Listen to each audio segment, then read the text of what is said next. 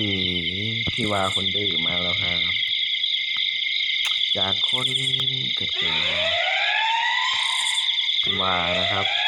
ชื่อเฟซครับพี่วาคนดื้อฝากติดตามด้วยครับ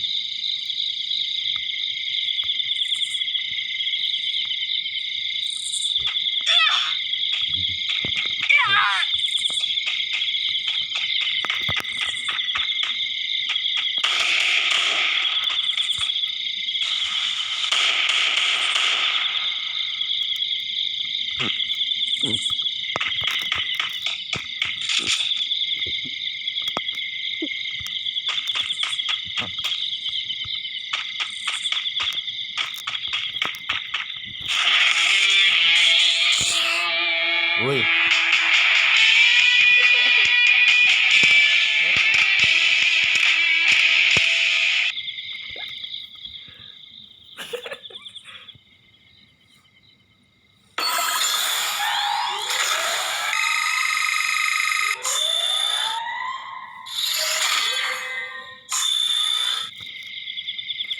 จบเพียงแค่นี้นะครับนอนแล้วครับ